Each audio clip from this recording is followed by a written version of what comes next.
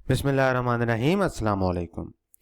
आज की वीडियो में हम देखेंगे कि अगर आप एग्रीकल्चर करते हैं और एग्रीकल्चर इनकम एफबीआर में जमा भी करवाते हैं तो उसका क्या तरीक़ेकार होगा। ठीक है जी, आपने एफबीआर में लॉगिन हो जाना है। ठीक है, उसके बाद आपने आ जाना है जी फॉरेन सोर्स और एग्रीकल्चर वाले टैब में। तो यहाँ पे आप सिलेक्ट करेंगे एग्रीकल्चर। ठीक है जी, तो ये हमारे पास आ गया जी ऑप्शन एग्रीकल्चर इनकम। ये कोड आ गया उसका, total agriculture income, exempt agriculture income, amount subject to normal tax और टैक्स पेड इन प्रोविंस, यानी सूबे में अगर आपने टैक्स पे कर दिया है तो उसकी वैल्यू यहाँ पे लिखेंगे। मैं प्रैक्टिकल आपको समझाता हूँ कि एग्रीकल्चर जो इनकम है उस पे आपको कितना टैक्स लगेगा और कौन सी अमाउंट एग्जेम्प्ट होगी। ठीक है जी, तो उसको हम देखते हैं जी। प्लस पे क्लिक करेंगे, यहाँ पर आप अपना सूबा सिलेक्ट कर लें। पंजाब है, सिंध है, खैबर पख्तूनख्वा है, बलूचिस्तान है, आईसीटी है। ठीक है जी, जो भी आपका सूबा है, एजेके है, फाटा है कि गिलगित बल्तिस्तान है,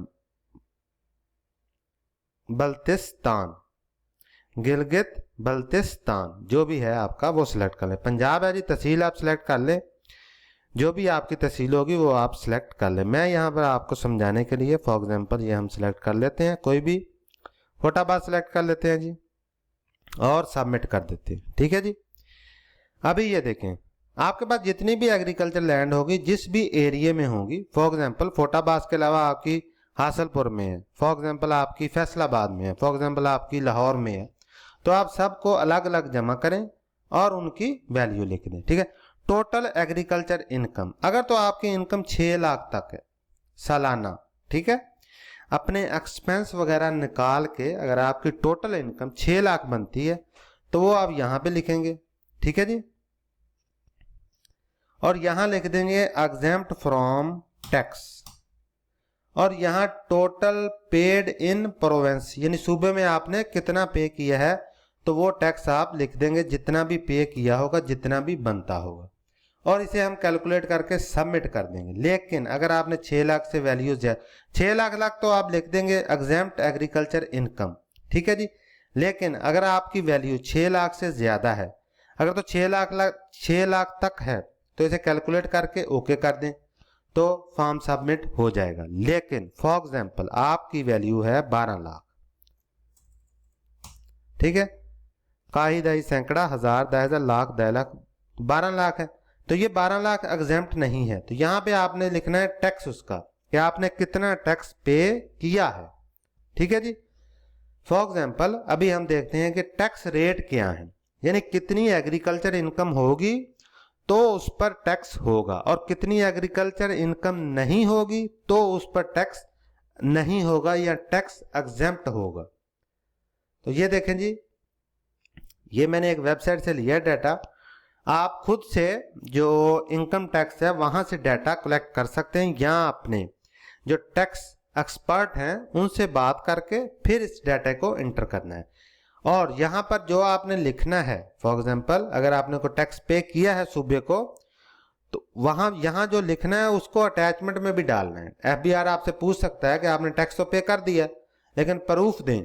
ठीक है, उसकी इनवॉइस दें कि कितनी इनकम पर आपने कितना टैक्स पे किया है, तभी एफबीआर मानेगा। अगर आप यहाँ पे अमाउंट ज्यादा लिख देते हैं, कैलकुलेट कर देते हैं, तो एफबीआर आपको टैक्स लगा देगा कि आपने सूबे में टैक्स पे नहीं किया, लिहाजा हमें टैक्स पे करें। ठीक है जी, ये देखें जी tax rates on agriculture income in Punjab, तो ये 2025 के रेट है।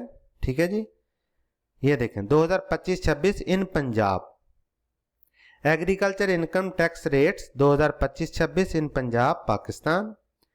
तो ये देखें जी नॉट एक्सीडिंग 6 लाख, अगर तो 6 लाख से ज्यादा अमाउंट नहीं है इनकम आपकी तो रेट ऑफ टैक्स निल होगा। इसी तरह अगर आपकी अमाउंट 6 लाख से ज्यादा है लेकिन 12 लाख से कम है तो 15% of the amount exceeding 6 lakh, यानी 6 लाख से ज्यादा जो अमाउंट बनेगी उस पर आपको 15% टैक्स देना पड़ेगा। इसी तरह 12 लाख से ज्यादा है लेकिन 16 लाख से कम है तो आपको 90,000 रुपया प्लस 90,000 सेपरेट है, 20% of the amount exceeding 12 lakh, यानी 12 लाख से ज़्यादा जो अमाउंट होगी और 16 लाख से कम, उस पर आपको 20% टैक्स देना पड़ेगा और 90,000 उसमें जमा कर लें तो टोटल वो टैक्स आपको सूबे को देना होगा। इसी तरह 16 लाख से ज़्यादा लेकिन 32 लाख से कम, तो उस पर आपको 1,70,000 का टैक्स देना होगा सेपरेट, प्लस 30% जितनी भी अमाउंट आपकी 16 लाख से ज़्यादा बनेगी। फॉर एग्जांपल 17 लाख है, 18 लाख है, लेकिन 32 लाख से कम है, तो 16 लाख से ज़्यादा और 32 लाख से कम जितनी भी अमाउंट बनेगी उसका 30% आपको देना होगा और उसमें आप एडअप कर लें 1,70,000। इसी तरह अगर आपकी अमाउंट 32 लाख से ज़्यादा लेकिन 56 लाख से कम है, तो 32 से 56 जितनी अमाउंट बनेगी उस पर आपको 40% लगेगा और बाकी उसमें जमा कर लें 6,50,000 जो टोटल आपको सूबे में जमा करवाना होगा। इसी तरह अगर आपकी अमाउंट 56 लाख से ज़्यादा है सालाना, तो क्या होगा, 16,10,000 रुपया आपने जमा करवाना है और उसके साथ 45% 56 लाख से जितनी ज़्यादा अमाउंट बनेगी, 1 करोड़, 2 करोड़, 3 करोड़, 4 करोड़, जितनी भी ज़्यादा अमाउंट 56 लाख से बनेगी उसका 45% आपने टैक्स दे के और उसमें ये 16,10,000 रुपया ऐड कर लेना है। ये टोटल आपने टैक्स देना है और उसको FBR में भी लिखना है। जितना टैक्स आप देंगे वो यहाँ पे आप लिखेंगे और उसकी अटैचमेंट यहाँ अटैचमेंट वाले सेक्शन में अटैच करेंगे उस टैक्स की। ठीक है जी।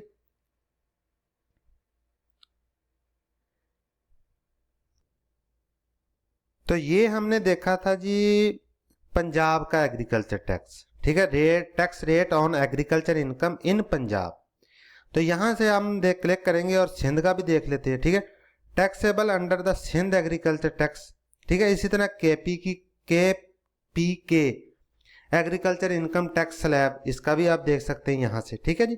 तो फॉर एग्जांपल सिंध का देखना है, हम क्लिक करेंगे और ये हमारे पास सिंध के रेट आ जाएंगे। ठीक है जी, ये देखें जी, Sindh agriculture income tax brackets, तो उसका रेट भी देख सकते हैं। 6 लाख तक एग्जेम्प्ट है 0% है, 6 लाख से 12 लाख तक 15% है। ठीक है जी। इसी तरह 12 लाख से 16 लाख के दरमियान हो अगर आपकी इनकम, तो 90,000 plus 20% of the amount exceeding 12 lakh.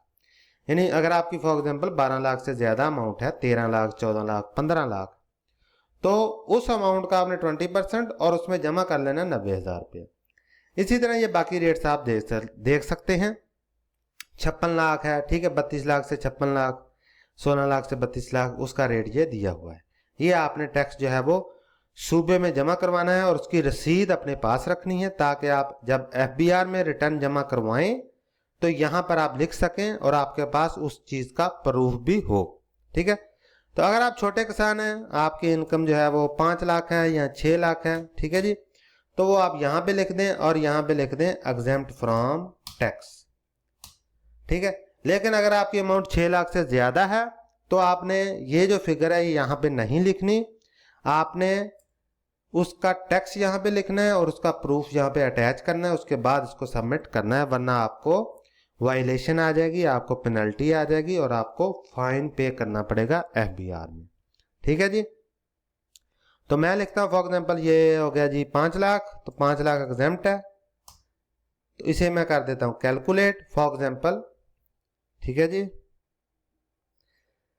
तो ये आ जी हमारे पास आ गई जी अमाउंट। इसको हम जाएंगे कंप्यूटेशन में। ठीक है जी, देखेंगे इस पे कोई टैक्स तो नहीं लगा जी। देखें जी, ये देखें कंप्यूटेशन में आ गए, तो ये देखें ये एग्रीकल्चर इनकम 5 लाख, तो इस पे कोई टैक्स तो नहीं है जी। ये देखें जी हमारे पास कोई टैक्स नहीं लगा इस पे। इसी तरह इस अमाउंट को हमने आना है रिकंसाइल ऑफ नेट एसेट, यहाँ पर हम आएंगे। ठीक है जी, और यहाँ लिखेंगे, ये देखें जी, income declare as per return for the year exempt from tax, क्योंकि 5 लाख तक एग्जेम्प्ट फ्रॉम टैक्स है तो इसलिए हमने ये अमाउंट इधर लिख देनी है। ठीक है जी, ये डाटा हो गया। हमने फिर एग्रीकल्चर इनकम वाले टैब में वो डाटा डाल दिया और रिकंसाइल ऑफ नेट एसेट वाले टैब में हमने यहाँ पर ये डाटा डाल दिया है एग्जेम्प्ट फ्रॉम टैक्स।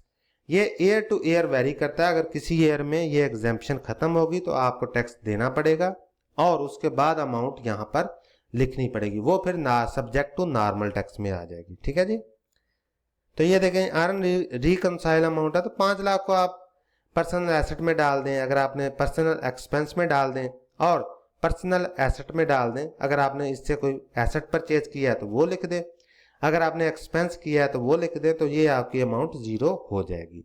ठीक है जी। अभी हम देखते हैं जी, तो ये हमारे पास अनरिकंसाइल्ड अमाउंट आ गई है। चले इसको भी 0 कर देते हैं। ये 5 लाख है, इसे पर्सनल एक्सपेंस में जाएं। ठीक है जी। फॉर एग्जाम्पल ये हमारा 5 लाख हमने खर्च कर दी है। ठीक है, इसे करेंगे कैलकुलेट। तो जैसे हम कैलकुलेट करेंगे तो रिकंसाइल अमाउंट हमारी 0 हो जाएगी और आप जो रिटर्न है वो जमा करवा सकते हैं। ठीक है जी। उसके बाद सेव पे जाएं, सबमिट पे जाएं और आपकी जो रिटर्न है वो जमा हो जाएगी। ठीक है, लेकिन ये सारा डाटा आपने उसी सूरत लिखना है अगर आपके पास मुकम्मल प्रूफ हो और आपके नाम वो एग्रीकल्चर ज़मीन हो, तभी आप ये डाटा सारा लिखेंगे। ठीक है, इसके अलावा अगर आपके पास प्रूफ नहीं है, आपके नाम एग्रीकल्चर ज़मीन नहीं है, तो आपको लिखने की ज़रूरत नहीं है, क्योंकि जो टैक्स पे होगा वो आपके CNIC के अगेंस्ट ही पे होगा। तो आई होप आपको अंडरस्टैंडिंग हो गई होगी। अगर कोई पॉइंट मिस हो गया है मुझसे तो आप कमेंट में पूछ सकते हैं। ठीक है जी। इसी तरह ये तो आपने लिख दिया एग्रीकल्चर लैंड। ठीक है जी। यहाँ पर भी मेरे जहन में एक सवाल रेज हुआ है, तो उसको मैं क्लियर करता जाता हूँ। तो कैपिटल एसेट में भी वो एग्रीकल्चर ज़मीन आपकी डिक्लेयर होनी चाहिए। ठीक है जी। एग्रीकल्चर प्रॉपर्टी जितनी भी है जिससे आपकी इनकम आ रही है वो यहाँ पर भी डिक्लेयर होनी चाहिए। ठीक है जी। प्लस के टैब से आपने यहाँ पर भी वो एग्रीकल्चर इनकम एग्रीकल्चर प्रॉपर्टी जो एसेट वाला टैब होगा वहाँ पर भी आपने डिक्लेयर करनी है अपनी प्रॉपर्टी। ये कैपिटल एसेट वाला ऑप्शन है, यहाँ पर भी आपने फुल डिटेल डालनी है। कैपिटल एसेट वाली वीडियो आप देख सकते हैं कि कैसे हमने ज़मीन, प्लॉट या कोई भी हमारे पास जो भी प्रॉपर्टी होगी उसे हम कैसे ऐड ऑन करते हैं इस वाले ऑप्शन में, कैपिटल एसेट वाले ऑप्शन में। इसी तरह वेल्थ स्टेटमेंट में पर्सनल एसेट वाले टैब में जाके आपने वहाँ पर भी अपनी ज़मीन, प्लाट या जिससे भी इनकम आ रही है वो आपने ऐड करनी है। अगर एग्रीकल्चर इनकम है तो पर्सनल एसेट में, वेल्थ स्टेटमेंट में आ जाएं, पर्सनल एसेट में आ जाएं और अपनी ज़मीन को ऐड ऑन करें। ठीक है जी।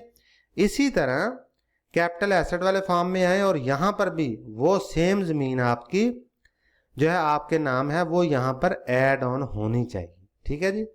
उसके बाद ये आपने एग्रीकल्चर वाला जो ऑप्शन है यहाँ पे क्लिक करके यहाँ पर वैल्यू डालनी है। जो चीज़ आपने वहाँ डाली होगी, फॉर एग्जांपल तहसील, ज़िला आपको पता होगा, तो वही तहसील और वही ज़िला आप यहाँ से सिलेक्ट करेंगे। ठीक है। अगर आपके पास मल्टीपल है तो मल्टीपल सिलेक्ट कर लें। पंजाब में भी है, आपके पास सिंध में भी है, तो सब में सिलेक्ट करके अलग अलग लिख के उसकी पूरी डिटेल यहाँ पर लिख देंगे। ठीक है जी। तो आई होप आपको अंडरस्टैंडिंग हो चुकी होगी कि एग्रीकल्चर इनकम हम किस तरह FBR में जमा करवाते हैं। ठीक है जी। और उसे कौन कौन सी जगह पे इसकी एंट्री करते हैं और टैक्स हम कहाँ से देखते हैं। तो मिलते हैं जी अगली वीडियो में, तब तक के लिए अल्लाह हाफिज़।